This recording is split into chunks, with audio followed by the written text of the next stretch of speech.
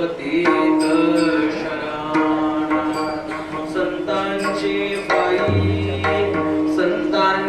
पायी ठेवी वेळोवेळी आयसे द्यावे काही दान आरोपतीत शरण तुका म्हणे तरे भव सिंधू एक सरे आयसे द्यावे काही दान आरोपतीत शरण पांडुरंगा करो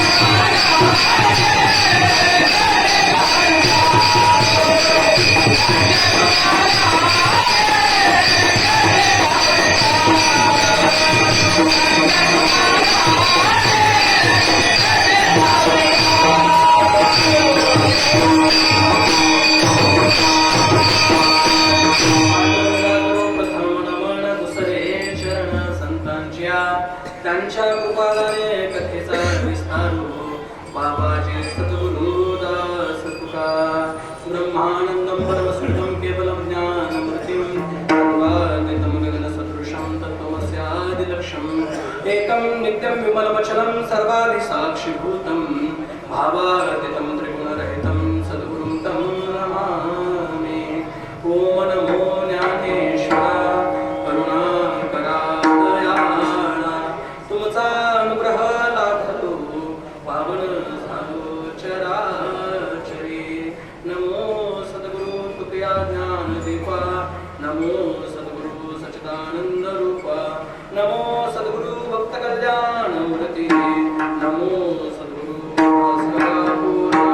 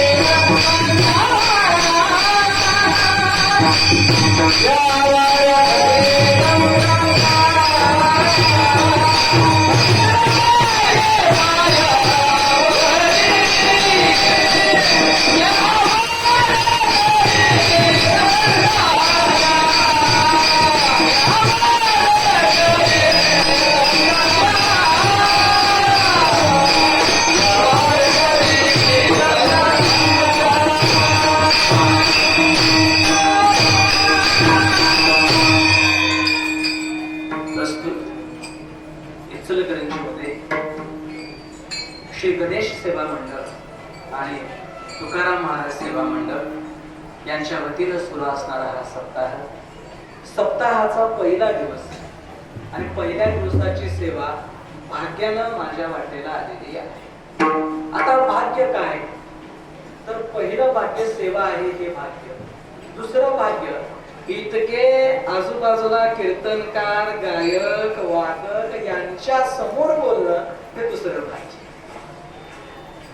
गेल्या अनेक वर्षाची परंपरा आणि हा देखणा सोहळा ऐकून होतो दीपक बुवांकडून की सप्ताह मोठा आहे, छान आहे, सुंदर आहे. आज प्रत्यक्ष बघायला पहिल्या दिवशी नामपरत आणि म्हणून घेतलेला हा अभंग आहे. पण या अभंगामध्ये अभंगाच्या निरूपणामध्ये प्रमाणामध्ये संदिग्धता जाणवते. कारण प्रत्येक चरणानंतर प्रकरण बदलत जात आहे. आता ते कसं लक्ष द्या. कंठी राहो ना महाराज काहीतरी कंठामध्ये राहायला सांगतात. अडचण इथं नाही, अडचण इथं आहे. त्यामुळे तुमचं व्यवस्थित राहू देत, काय अडचण. गेली सलग 10 दिवस चालू असल्यामुळं थोडं पार फरफरत आहे. बघा काय म्हणतात महाराज, कंठामध्ये काय राहिलं पाहिजे? कंठी राहो नाम. तुमच्या कंठामध्ये काय राहावं? तर तुमच्या कंठामध्ये नाम राहावं. आणि फक्त नामच कंठामध्ये राहावं का? नाही. पुढे सांगितलं अंगी भरून प्रेम. कंठामध्ये नाम असावं परंतु अंगामध्ये काय असावं? प्रेम असावं. आणि असं नाम आणि असं प्रेम कोण मागतंय? तुकाराम महाराज मागतात. दुसऱ्या चरणामध्ये म्हणतात आयसे द्यावे काही दान. मला असं दान द्या जिथं कंठामध्ये नाम आहे आणि अंगामध्ये प्रेम आहे, असं मला दान द्या. कारण देण्याचं काय? आलो पतित शरण. मी पतित झालेलो आहे, पतित होऊन तुम्हाला शरण आलेलो आहे आणि म्हणून तुम्ही मला हे काय द्या? दान द्या. इतकंच महाराज मागत नाही, पुढे अजून मागतात संतांच्या पायी ठेवी वेळोवेळी. कधी म्हणतात की वेळोवेळी या सप्त्यापासून त्या सप्त्यापर्यंत नव्हे, या वारीपासून त्या वारीपर्यंत नव्हे, तर कधी? संतांचे पायी ठेवी वेळोवेळी. तर बघा कंठामध्ये नाम आलं, अंगामध्ये प्रेम आलं आणि असं दान मिळालं आणि संतांच्या पायावरती डोकं जर ठेवता आलं तर त्याचा फायदा काय होतो? चौथ्या चरणामध्ये सांगितलं तुका म्हणे तरे भव सिंधू एक सरे. एका क्षणामध्ये एका तडाख्यात हा भवसागर सिंधू तरुण जाता येतो. आयसे द्यावे काही सुरुवातीला मी म्हटलं संदिग्ध आहे. ती संदिग्धता कोणती आहे? पहिलं कंठी राहो नाम अंगी भरून या प्रेम. यामध्ये पहिलं जे चरण आहे ते नामपर आहे. पहिलं चरण नामपर आहे. दुसरं चरण जे आहे ऐसे द्यावे काही द्यावं हे मागणी पर आहे. तिसरं चरण आहे संतांचे पायी तेवी वेळोवेळा डुई संतपर आहे. आणि शेवटचं जे चरण आहे ते पुन्हा एकदा मागणी पर प्रकरण पाहतो अपेक्षित असणाऱ्या सुखाची मागणी करणार आहे. म्हणजे एकच अभंग जवळपास 3 ते 4 प्रकरणात येतो. म्हणजे पहिल्या दिवसाची सेवा घेऊन अगदी शेवटची सेवा मी केलेली आहे. बघा महाराज काय मागतात, महाराज काय मागतात तर नाम मागतात. आणि कुठं नाम मागतात, कुठं नाम मागतात, कुठं कंठामध्ये. बघा वाणीचे 4 प्रकार आहेत. परा, पश्चंती, वैखरी, मध्यमा आणि वैखरी. परा कुठून निघते हो, बेबी पासून निघते. परा कुठून निघते, बेबी पासून निघते. मध्यमा कुठून निघते, हृदयापासून निघते. पश्चंती कुठून निघते, हृदयापासून. मध्यमा निघते. आणि वैखरी कुठून निघते, तिथून निघते. महाराज कुठं सांगतात, कंठी लावो नाम.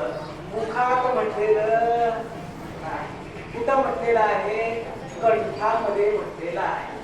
बघा अगोदर एक पद्धत होती, अगोदर फार जुनी, की आपल्याला जर बिल वाचवायचं असेल, कुठलं बिल, कुठलं, लाईट बिल. लाईट बिल जर वाचवायचं असेल तर 2 खोलीच्या मध्ये एक बल्ब लावायचा. अगोदरची पद्धत होती, विसरलात काय?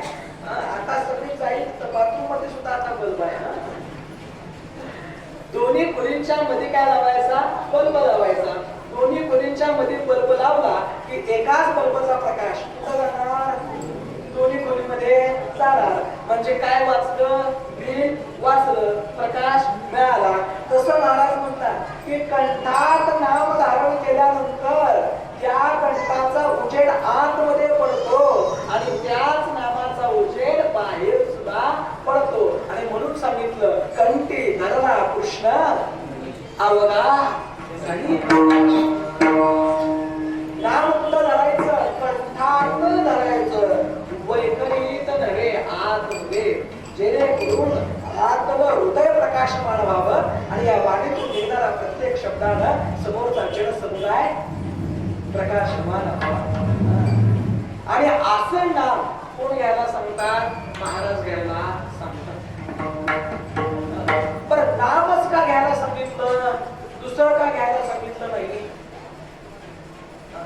याचं कारण असं आहे की नाम जे आहे ते सगळ्यात पवित्र आहे.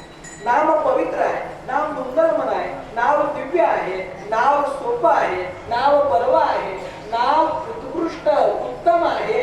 आणि सगळ्यात महत्वाचं नाम फलदायी आहे. आणि असं नाम आम्हाला महाराज घ्यायला सांगतात. पुढे जाऊन ते असं म्हणतात, नवे नवे सगळ्या वेदांचं, सगळ्या उपनिषदांचं, सगळ्या गाथांचं, सगळ्या अभंगांचं आणि सगळ्या ग्रंथांचं सार काय आहे, नाम आहे. आणि म्हणून महाराज त्याला सुद्धा प्रमाण दिलं, नाम साराचे ही सार.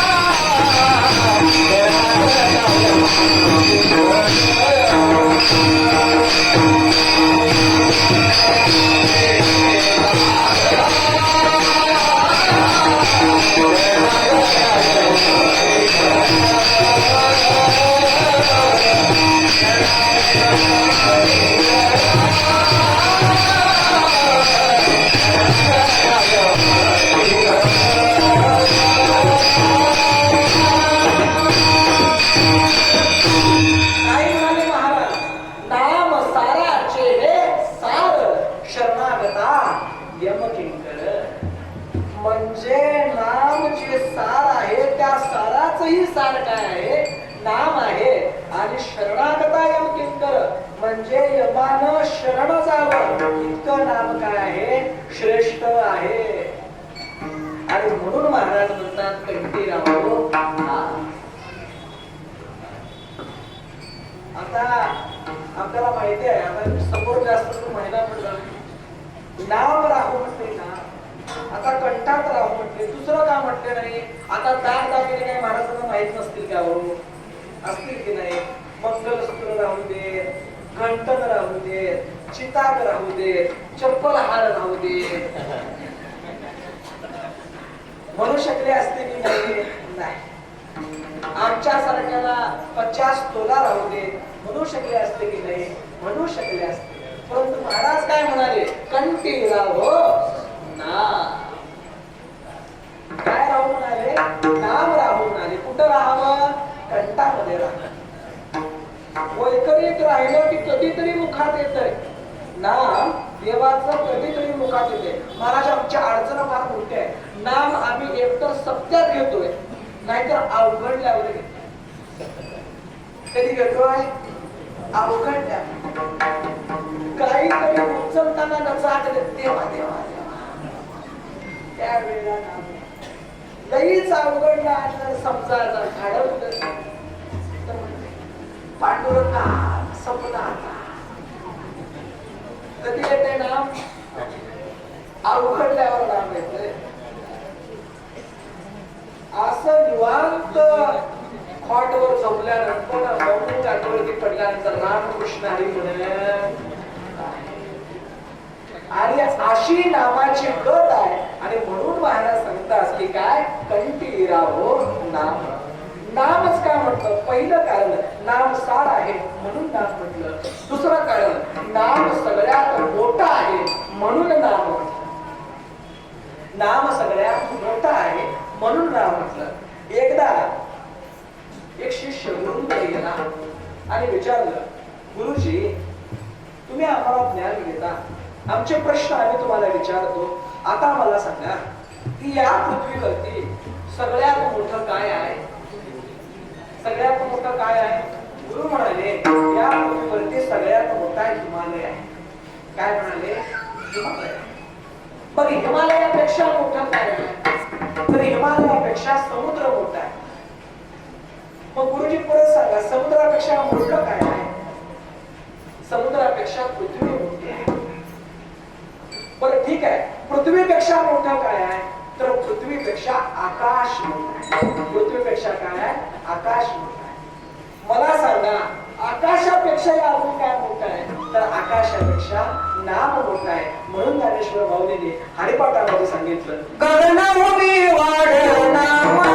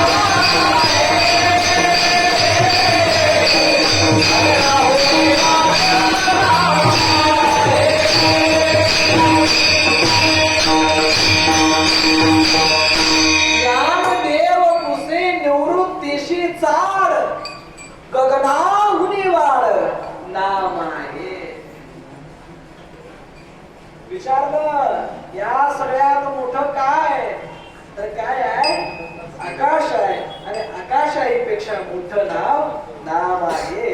आणि सगळ्यात मोठं असणारं नाम कुठं राहावं म्हणतात महाराज, कंठी राहावं. असं नाम कंठात राहावं. आता तुम्ही म्हणाल एवढं जर मोठं नाम आहे म्हणून सांगायला लागला, मग असं नाम कंठामध्ये कसं राहील? आकाशापेक्षा मोठं असणारं नाम आमच्या एवढ्याशा स्वरयंत्रामध्ये कसं राहील? सोपं करून सांगतो.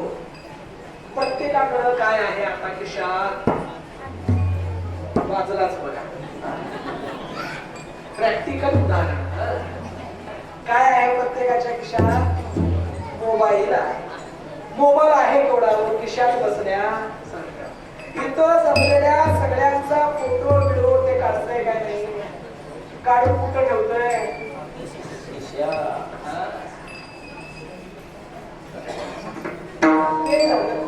आता आणि नवीन नवीन कंपन्या आल्यामुळं अगोदरचं 512 निघून गेलं. आता किती जीबी कडे जातंय? 256 असं म्हणतंय ना. तेवढ्यातही थांबायला नाही, जीबी आणि टीबी कडे जायला.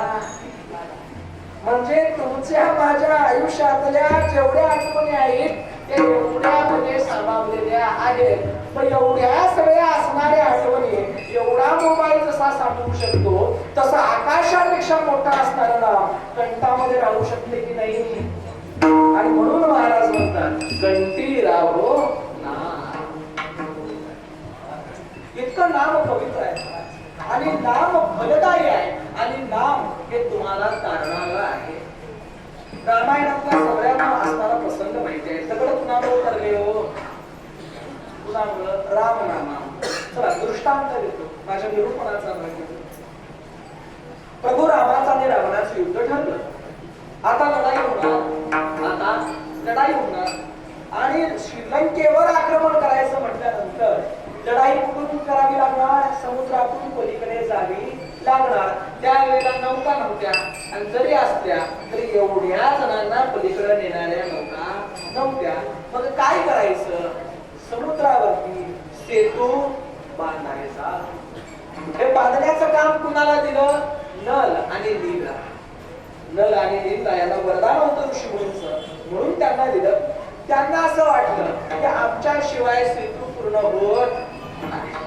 आणि मग हनुमंतरायानं सांगितलं की हे बघा, एका दगडावरती रा लिहा, दुसऱ्या दगडावरती म लिहा आणि दोन्ही दगड मिळून टाका.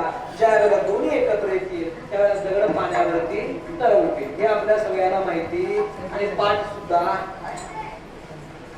झालं. सेतू बांधकामाचं काम सुरू झालं. पहिल्याच दिवशी बराच पल्ला गाठला. आणि बातमी लगेच कळली विरोधी पक्षात. कुठं कळली? विरोधी पक्षात. असं जरा कळतंय कारण आता वातावरण सत्यापेक्षा तेच जास्त आहे. गेली 4 महिने तेच घुमायला लागले. गेली 4 महिने तेच घुमायला लागले. विरोधी पक्षात बातमी कळली की साहेबांनी समुद्रावर सेतू बांधायला सुरुवात केली. अहो त्यांचे दगड पाण्यावरती तरंगायला लागले. आम्ही तर सत्ताधारी पक्ष आहे, आमचं काय? रावण म्हणाले काय काळजी करू नका, दगडच पाण्यावरती तरंगतात ना, त्यात एवढं काही अवघड नाही. सगळ्या सैन्यांना गोळा केलं. सगळेजण मिळून समुद्र किनाऱ्यावरती आले आणि म्हणाले जा ना, भली बुद्धी शिवाय घेऊन या. जसा रामाचा दगड करतोय तसा माझा सुद्धा दगड करतोय, तुम्हाला आज मी दाखवतो. 10 राक्षसांनी मिळून मोठी शिला आणली, रावणाच्या हातात दिली. रावणानं मस्तकाला लावली आणि एक मंत्र म्हटला आणि शिळा कुठे टाकली? समुद्रात टाकली. 10 राक्षसांनी सांगितलं तुम्ही जाऊन त्यावरती बसा, कुठली तर रावण नाव लावणार नाही. 10 जाऊन बसले. शिळा उडली नाही. तिथं जमलेल्या साहेबांच्या कार्यकर्त्यांना आनंद झाला. त्यांनी लगेच साहेबांचा येऊन येणार कोण आमच्या शिवाय. खात्री पटली, गुलाल आमचा. रावणाला डोक्यावर घेतलं, सगळी सेना नाचायला लागली. काय की रामाचाच नाही तर रावणाचा दगड सुद्धा पाण्यावरती तरंगतो. झाली मिरवणूक मोठी काढली. शयन प्राणात रावण आले आणि विचारलं, म्हणतो तरी ना काय भाऊ ते ऐकलेली बातमी खरी आहे काय? रावण मला काय ऐकलीस? तुम्ही टाकलेली शिळा पाण्यावरती तरंगली म्हणे. होय मग त्यात काय? आजपर्यंत कधी असं झालं नाही, आताच कसं काय झालं नाही तसं तुला सांगण्याचा तसा प्रसंग झाला नाही. खरं सांगा म्हणून माझ्यापासून लपवू नका. आणि मग त्यावेळेला मंदोदरीला रावणाला सांगितलं की हे बघ, रामाचे दगड पाण्यामध्ये तरंगले म्हणून माझ्या सैनिकांचं मनोबल खचायला लागलं. माझ्या सैनिकांना सुद्धा मी किती लिंग येणार ते दाखवायसाठी मी तो आजचा प्रयोग केला. पण खरं सांगायच्या मागचं कारण काय? त्यावेळेला सांगितलं तुला म्हणून सांगतो, कोणाला सांगू? हे बघ, मी शिळा उचलली, डोक्याला लावली आणि त्या शिळेला सांगितलं, हे बघ शिळा, तुला राम नामाची शपथ आहे, तू जर पाण्यात बुडलीस म्हणजे शत्रूनं घेतलेली शिळा सुद्धा राम नामाच्या शक्तीनं समुद्रामध्ये तरंगली. पाषाण जर समुद्रामध्ये करू शकता तर तुम्ही आम्ही जिवंत हाडामासाची चालती बोलती माणसं या नामानं या भावसागरातून तरुण गेल्याशिवाय राहणार नाही. म्हणून महाराज म्हणतात कंठी राहो नागबाबांनी फार सुंदर वर्णन केलं बघा त्याचं. नोहे समुद्राचे रक्षण, नोहे पाषाणाचे गुण, नवे वानरी वरदान, राम नाम प्रतापे. आणि असं हे नाम आहे. आणि म्हणून महाराजांनी आणखी एक सुंदर प्रमाण दिले त्याला, नाम चांगलं रे चांगलं.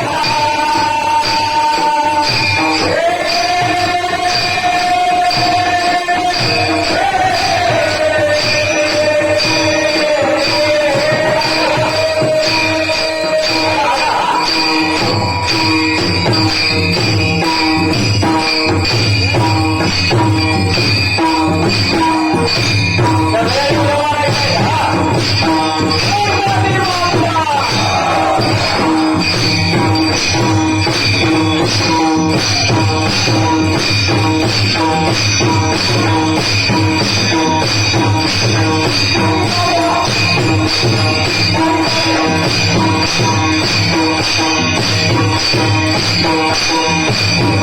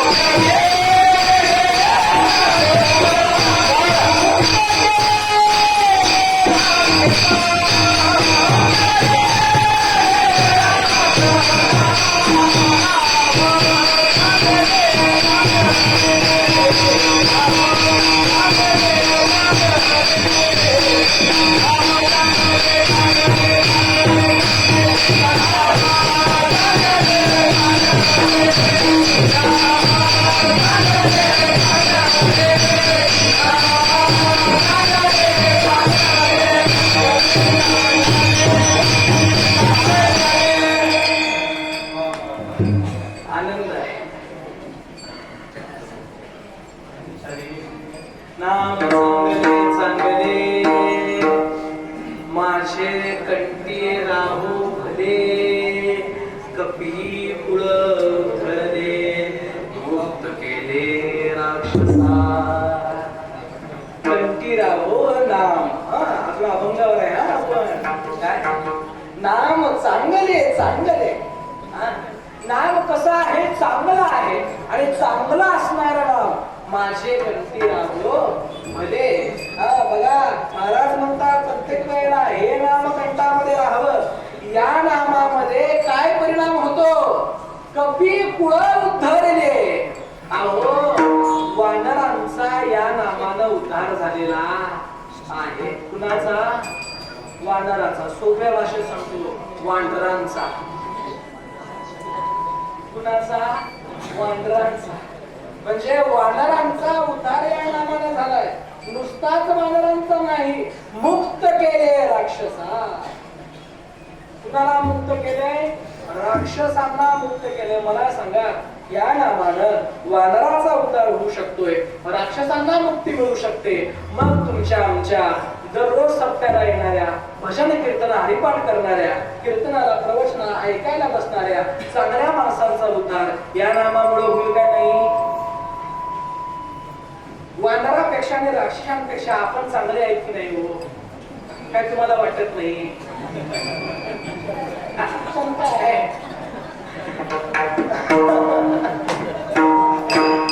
वानरापेक्षा आणि राक्षसांपेक्षा आपण चांगले आहोत की नाही? अहो इतकं सुंदर दिसायला लागलोय, कंबर बांधले, धोतर घातलाय, फेटा बांधलाय. मग एवढं सुंदर असताना विश्वास पाहिजे का नको? नाम चांगलेले चांगलेले. वानराचा उद्धार होईल, राक्षसांचा उद्धार होईल, आपला सुद्धा उद्धार होईल. असं उद्धार करणारं नाम आहे. म्हणून महाराज म्हणतात कंठी राहो नाम. पुढे चला. अंगी बंधोनिया प्रेम. कधी पण नाम कंठामध्ये राहताना, भजन करताना, कीर्तन करताना अंगात काय पाहिजे? विचार.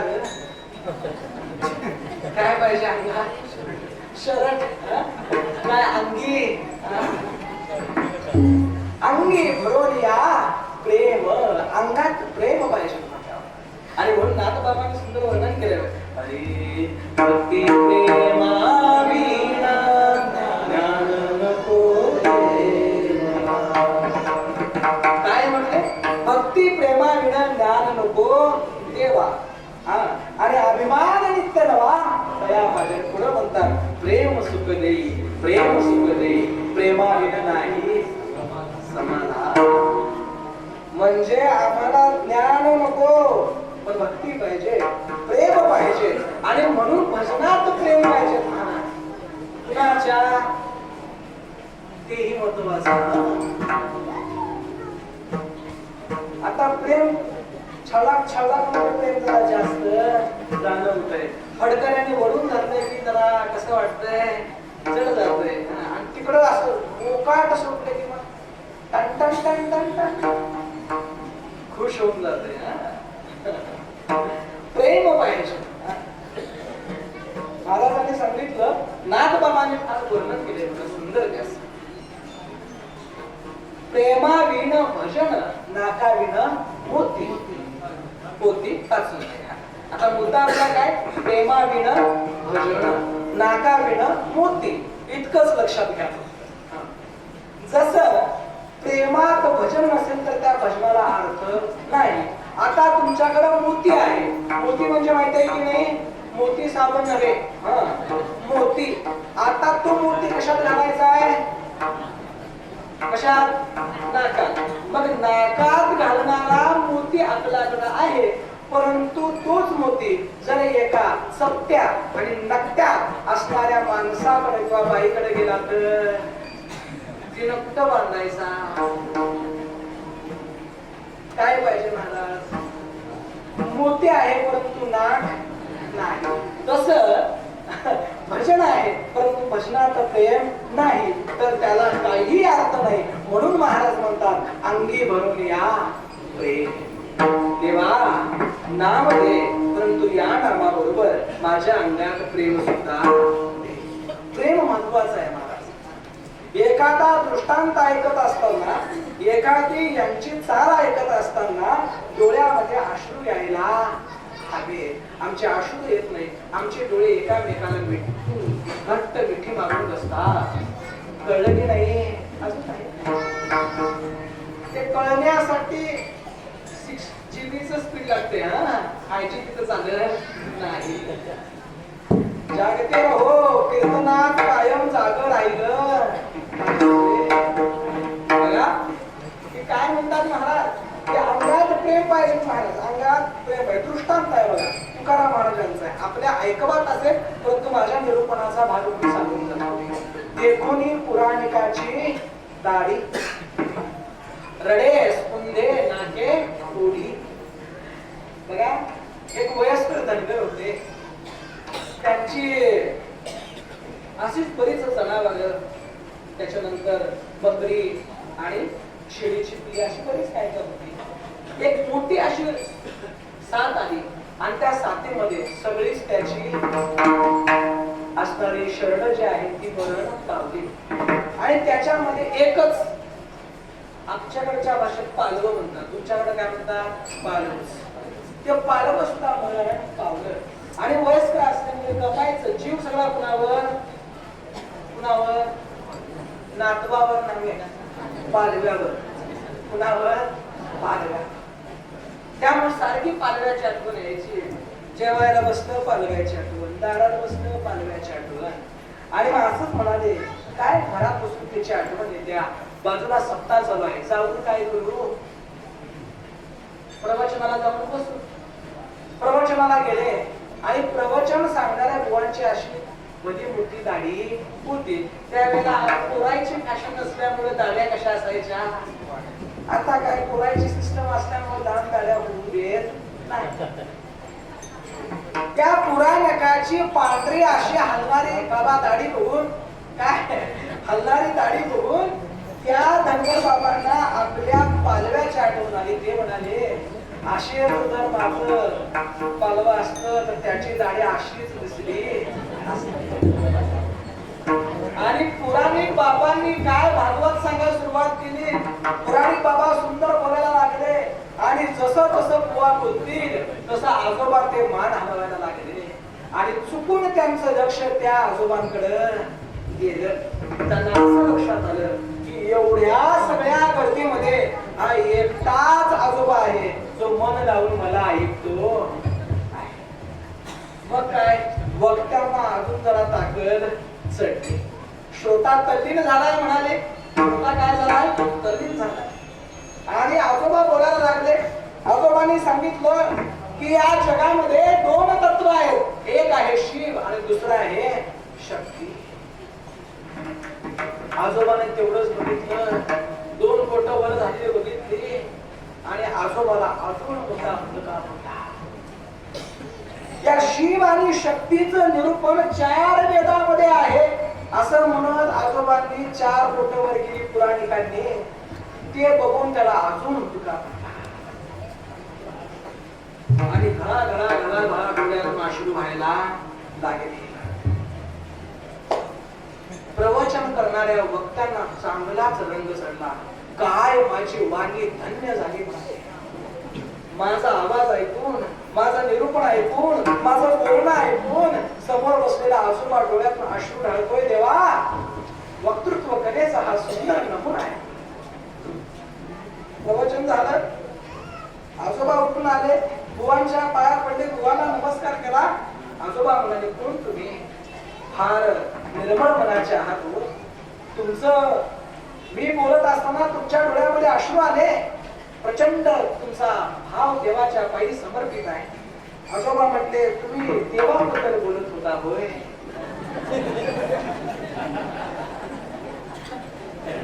होय की नाही?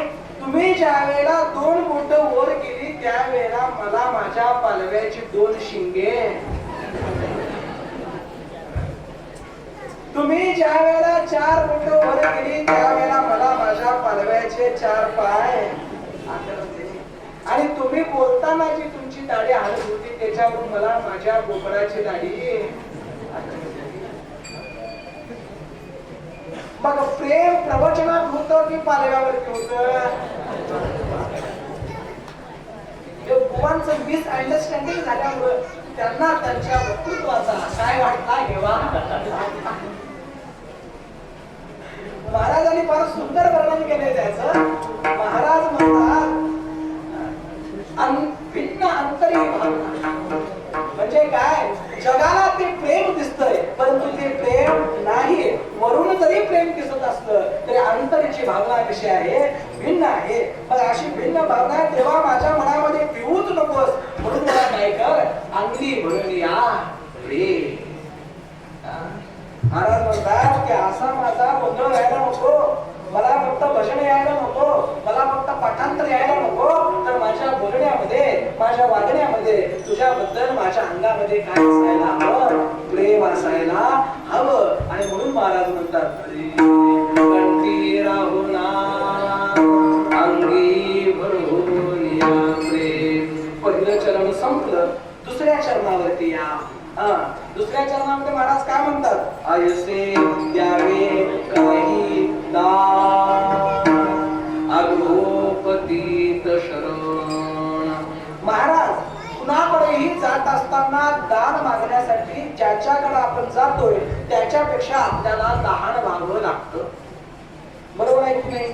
सोपं करून सांगतो.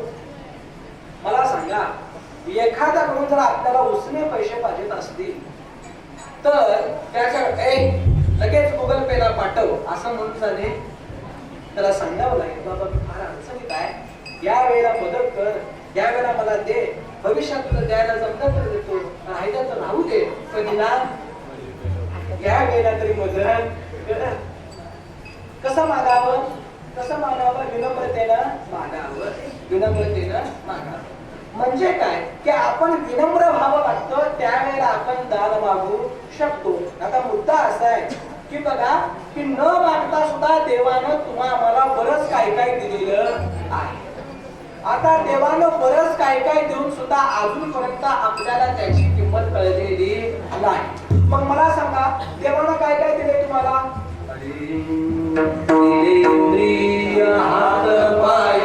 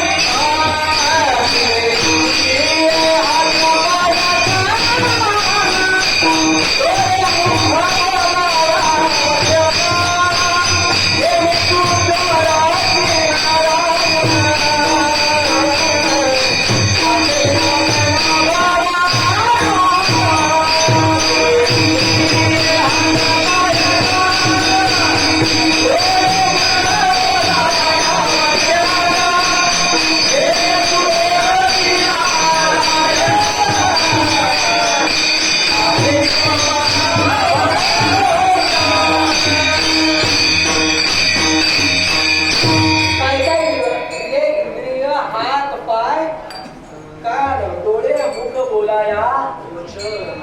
एवढं सगळं त्याने देऊनही आपण त्याच्याकडे मागायचं सोडत नाही. तरी सुद्धा संत त्याच्याकडे शरण होऊन वागतात. काय करतात? शरण होऊन वागतात. आता आपण देवाला शरण का जात नाही त्याची विचार करा. आपण देवाला शरण न जाण्याची पहिलं कारण शरण वर्ण दृष्टी. काय शरण वर्ण दृष्टी म्हणजे काय? आपण बोलतो फक्त महाराजांसोबत पंढरपूरला जायला पाहिजे, पायी दिंडी केली पाहिजे, ग्रंथांचं वाचन केलं पाहिजे, काकडा पाठ केला पाहिजे. पण बघूया कसं कसं जमतंय. म्हणजे आपण बोलतो परंतु करत नाही. बोलाचीच कडी आणि बोलाचा जेवून या कोण तृप्त झाला. फक्त बोलतो करत नाही. याला म्हणावं शरण वरण दृष्टी. दुसरी आहे भाग्य दृष्टी. काही माणसं म्हणतात की तुमच्या नशिबात भजन आहे, तुमच्या नशिबात काय कीर्तन आहे, आमच्या भाग्यात कधी येतंय काय नाही. म्हणजे सगळं भाग्यावर सोडणं त्याला म्हणावं भाग्य दृष्टी. तिसरं कारण म्हणजे भगवत दृष्टी. ते असं म्हणतात की देवाच्या जर मनात असेल तर मला नील पंढरपूरला. कुणाच्या मनात? देवाच्या मनात. आता तिथं सोहळ्याला 35 लाख, कार्तिकीला 20 लाख, माघला 10-15 लाख. तुझ्या स्वप्नात येऊन सांगायला काम आहे म्हणता. तिथली गर्दी आवरण तिथं आणि इथं स्वप्नात येऊन सांगायला. याला म्हणायचं देवावरती सोडणं म्हणजे भगवत दृष्टी. चौथा आहे काळ दृष्टी. म्हणजे काय? घडल कधी योग येतोय बघूया. म्हणजे कधी योग येतोय बघूया. परंतु महाराज सांगतात तुका म्हणे ते नाही चालत ते प्रमाण देऊन आम्हाला सांगते. असं प्रमाण आहे महाराज. योग यायला लागतो. म्हणजे या 4 कारणामुळे काय होतं? आपण शरण जात नाही. म्हणून या 4 कारणाच्या पलीकडे अंगामध्ये प्रेम आलं. अंगामध्ये ज्यावेळेला प्रेम येतं त्यावेळेला अहंकार निघून जातो आणि अहंकार एकदाशी निघून गेला की मग आपण देवाला शरण जातो. आणि तेच अभंगाच्या दुसऱ्या चरणामध्ये सांगितलं आईसे द्यावे काही दान आलो पतित शरण. अभंगाचं दुसरं चरण संपलं. म्हणा मधलीचा जाधव मला शेवट मध्ये आलं. तुम्ही म्हणा म्हणा की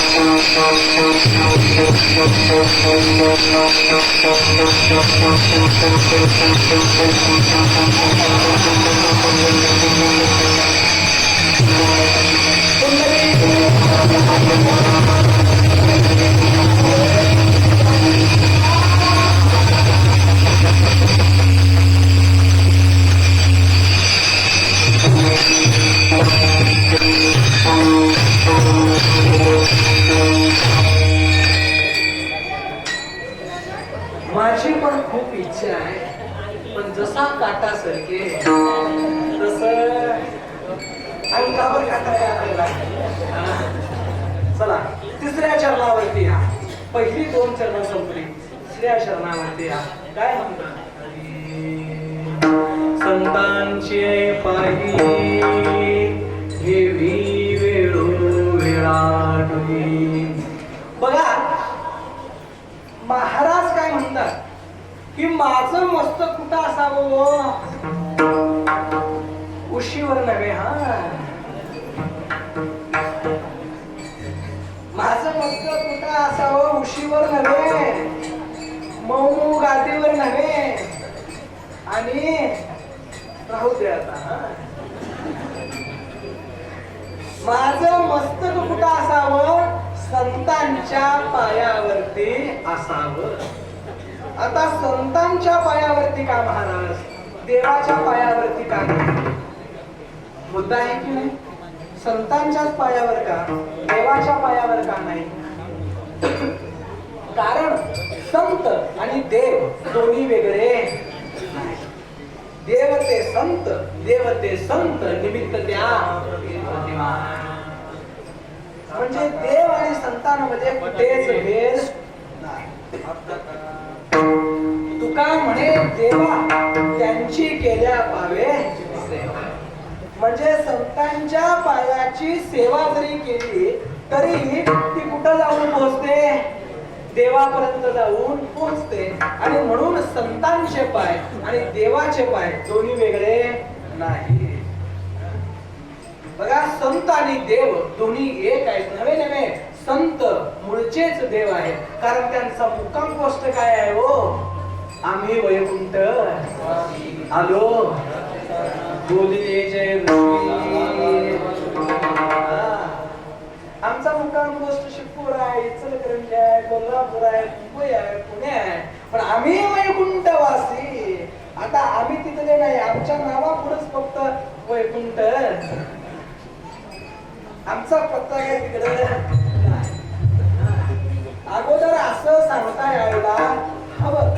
आणि हे कोण सांगू शकतात? तर ते संत सांगू शकतात. आणि म्हणून संतांमध्ये आणि देवामध्ये कोणताही भेद नाही. आणि म्हणून तुकाराम महाराज म्हणतात की देवा माझं हे मस्तक कुणाच्या पायावरती ठेवू मी? संतांच्या पायावरती. आणि संतांच्या पायावर एकदा डोकं ठेवलं की असणाऱ्या प्रत्येक सिद्धी, प्रत्येक ऐश्वर्य, अनेक लागणारी संपत्ती सगळं काही आपल्याला मिळतं. छोटासा दृष्टांत देतो बघा. तुकाराम महाराजांचे 14 गणपती. किती? 14. एकावर किती? किती? 4. म्हणजे अजून तुमच्या मोबाईलला नेटवर्क 14 म्हणजे एकावर 4. बघा 14 गणपती. आणि त्याच्यामध्ये कोंडीबाल हे कर म्हणून एक होते. आता कोंडीबाचं काम काय महाराज? मृदंग आणून दे म्हटलं तर मृदंग आणून द्यायचं. पीठ मळून दे म्हटलं की पीठ मळून द्यायचं. माईक जोडा म्हटले की माईक जोडायचं. गादी आणा, माणसांना सांगून या, कीर्तनाची वेळ झाली. एवढं काम कुणाचं? कोंडीबाच. आता नावच कोंडीबा. तुकाराम महाराज म्हणाले हे बघ, गावात कुठं इतरत्र फिरत बसतोस, तू माझ्यासोबत कीर्तनाला चल. आता कोंडीबानं म्हटलं की इकडं तिकडं टपरीवर बसून बघण्यापेक्षा तुकाराम बुवांच्या कीर्तनाला जाऊन बसलेलं. एकदा तुकाराम बुवाच्या कीर्तनामध्ये कोंडीबा बसले आणि इतकं त्यामध्ये तल्लीन झाले. त्यांनी असं ठरवलं की उभ्या आयुष्यात आता तुकाराम महाराजांची पाठ सोडायची नाही. कुंडेवाचा नेम चालू झाला. रोज तुकाराम महाराजांच्या सोबत आहेतच. आणि एके दिवशी काय झालं, त्या काळात देहूची परंपरा अशी होती की पहिल्यांदा 5-6च्या दरम्यान रामेश्वर भटांचं प्रवचन आहे आणि त्यानंतर तुकाराम महाराजांचं कीर्तन आहे. आणि एक दिवशी असं झालं, रामेश्वर भट पुण्याला एका प्रवचनाच्या निमित्तानं गेले आणि इथं प्रवचनाची वेळ झाली. आणि वेळ झाली म्हटल्यानंतर लोक कुजबू द्यायला लागली, अजून वेळ झाली, जय विठ्ठल अजून कसं नाही, इथं दंगा चालू झाला. अशी लोक कुजबू द्यायला लागली. इतकी नव्हे ती सांगतात माणसं दंगा करायला. अहो रामेश्वर भट कधी यायचे, प्रवचनाची तरी वेळ झाली. तुकोबा म्हणाले थांबा थोडं, थांबा, येतील, करू आपण सुरुवात, थोडा वेळ झाला तर चालेल, काही हरकत नाही. रामेश्वर भट यायचा पत्ता दिसेना. आणि त्यावेळेला सगळे म्हणाले अहो बाबा आता प्रवचन कोण करणार. आणि त्यावेळेला तुकाराम महाराजांनी कुंडीबाला बोलवून घेतलं. कुंडीबा इकडे ये, आजचं प्रवचन तू करायचं. कुंडीबा म्हणाला खुळं काय शान तुम्ही, काही 2 आणि काही 4 मधला फरक कळला. हरिपाठ अजून पाहत नाही, ज्ञानेश्वरी ऐकल्या पण कळली नाही, वेद कसला असतोय तो अजून काय बघायला नाही, भागवताला हात लावायला नाही. आणि असं असताना तुम्ही प्रवचन तुम्हाला करायला सांगितलं, मला माणसं खुलं म्हणणार नाही, तुम्हाला खुलं म्हणतील. तुकाराम महाराजांनी जवळ घेतलं आणि कुंडीबाच्या पाठीवरती हात ठेवला आणि कुंडीबाला सांगितलं जा प्रवचन करा. आणि कुंडीबा तुकाराम महाराजांच्या त्या स्पर्शानं सद्गतिक झाला, त्याने झाला. आणि जाऊन गाडीवरती बसला आणि कुंडीबाने प्रवचन द्यायला सुरुवात केली. कुंडीबा बोलू लागला. कुंडीबाच्या बोलण्यामध्ये वेदांमधल्या रुचा, उपनिषदातली प्रमाण, संतांच्या अभंगाची प्रमाण, ज्ञानेश्वरीतल्या ओव्या, अनेक दृष्टांत, अनेक सिद्धांत असे पटापटा पटापटा बाहेर पडू लागले. आणि समोर बसलेला श्रोता डोलायमान झाला. सगळे त्या प्रवचनात गुंग झाले. आणि लगेच थोड्या वेळानं रामेश्वर भट आले. रामेश्वर भटांनी ऐकलं की आज कोणतरी अधिकारी पुरुष तुकोबांनी बोलवलेला दिसतो. आजचं प्रवचन कोणतरी बाहेरचा वक्ता आणून यांनी सुरू केलेलं आहे. मध्ये जाऊन व्यत्यय आणण्यापेक्षा आपण मागे थांबू आणि थोडा वेळ ऐकू. रामेश्वर भट मागे थांबले आणि प्रवचन संपलं. प्रवचनकारांचं दर्शन घेण्यासाठी सगळी माणसांची झुंबड उभा लागली, माणसं पाया पडा लागली. आणि मग रामेश्वर भट मागून आले आणि तुकोबांना म्हणाले अहो तुकाराम महाराज, आजचं प्रवचन कुणी केलं, कोण आहे ते ज्ञानी, कोण आहे ते पंडित, मी त्यांना नमस्कार करतो. त्यांच्या वाणीनं माझे सुद्धा कान तृक्ष झाले. कोण आहेत सांगा. अहो थांबा थांबा, किती प्रश्न विचारा. अहो रामेश्वर बुवा, आजचं प्रवचन बाहेर कुणी न आणणाऱ्या वक्त्याकडून आम्ही केलं नाही, तर आजचं प्रवचन आपल्या कुंडीबानं. आपला कुंडीबा कसं शक्य आहे. हात ठेविला मस्तकी, देऊनी प्रसाद केले सुखी. अहो कुंडीबा तर सोडा, ज्ञानोबांच्या हातानं रेडा सुद्धा वेद बोलू लागला की आमच्या संतांचं सामर्थ्य आहे. अशा संतांच्या पायावरती डोकं ठेवणं म्हणजे ज्ञानाची, ऐश्वर्याची पराकाष्ठा गाठणं आहे. आणि म्हणून तुकाराम महाराज अभंगामध्ये मागतात संतांच्या पायी ठेवी वेळोवेळा. अभंगाचं 3रं चरण संपलं. 4थ्या चरणावरती या तुका म्हणे. महाराज काय म्हणतात शेवटी, तुका म्हणे तरे. अहो एवढं सगळं मिळालं, कंठामध्ये नाम मिळालं, कंठामध्ये नाम मिळालं, अंगामध्ये प्रेम आलं आणि संतांच्या पायावरती प्रत्येक वेळेला डोकं ठेवता आलं तर मग आता कशाची काही गरज, कसलीच गरज आता उरलेली नाही. महाराज मला सांगा, भवसागर आपल्याला आता संत साहित्यामध्ये भवसागर, भव नदी हे शब्द कशासाठी आले? कशासाठी आले? एक आले संसारासाठी आणि दुसरं आले जन्म मरणाच्या केरझाणीसाठी. तुका म्हणे तुमच्या पायाच्या आधारे पार भवसिंधू. म्हणजे काय? भवसिंधू, भवसागर हे शब्द कशासाठी आहेत? संसारासाठी आहेत आणि जन्म मरण्याच्या फेऱ्यातून आपली करण्यासाठी आहे. मग हा संसार तुम्हाला सगळ्यांना माहिती आहे. आपण जन्माला येतो, जन्माला आल्यानंतर मरतो आणि मेल्यानंतर पुन्हा एकदा जन्माला येतो. माऊलींनी सुंदर वर्णन केले. उपजे ते नाशे नाशिले ते पुनरपीसे हे घटिका यंत्र जैसे परिक्रमिका. काय म्हणतात महाराज? इथं जे जे जन्माला आले ते मरणार आहेत आणि जे जे मरणार आहेत ते पुन्हा एकदा जन्माला येणार आहेत. म्हणजे जन्मायचं सुद्धा मरायचं सुद्धा. म्हणजे आमची सुटका झाली काय? तुम्ही आम्ही म्हणतोय बघा, सगळ्यात पार पडलो महाराज. पोराचं सुद्धा लगेच नातवाचं तोंड बघितलं, आता सगळ्यात म्हणजे पार. आता संपत आलंय आणि थोडे दिवसांत विकेट पडणार आणि परत पहिल्यापासून मॅच चालू. तुम्हाला वाटतंय संपत आलंय? संपतच नाही. आलं का लक्षात? एक जन्माची सार्थकता झाली असं तुम्हाला वाटतंय. एका जन्माची सार्थकता होणं म्हणजे दुसऱ्या जन्माचा प्रारंभ आहे, सुरुवात आहे. आणि अशी ही सुरुवात ही अघटितपणे चालू आहे. आणि म्हणून महाराज म्हणतात, उपजे ते नाशे नाशे ते पुनरपीसे हे घटिका यंत्र जैसे परिक्रमेगा. हे भ्रमण आमचं असंच चालू आहे आणि अशा या भ्रमणामध्ये आपल्याला अडकून राहायचं आहे का? अडकून राहायचं असेल तर अडका आणि अडकून राहायचं नसेल आणि यातनं पार व्हायचं असेल तर अंगी भरून या.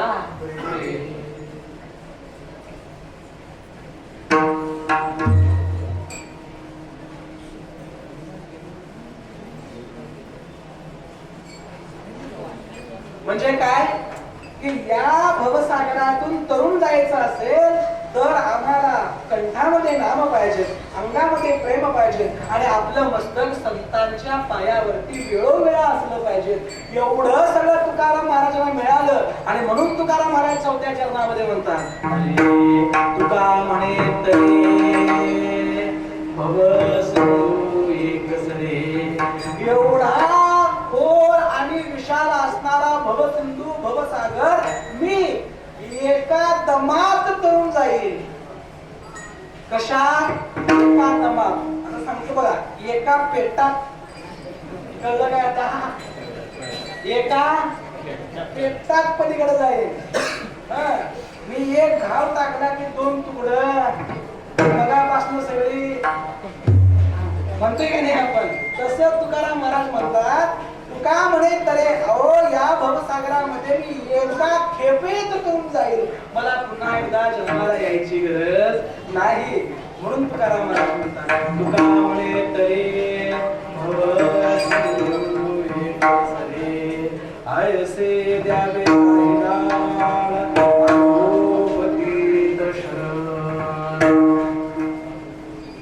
धावत्या गतीनं अभंगांच्या चारही चरणाचा यथावकाश निरूपण करण्याचा प्रयत्न तुमच्या समोर केला. या मंदिरामध्ये येण्याचा पहिला योग आणि हा योग आल्यानंतर आमच्या दीपक बुवांच्या मुळे आला.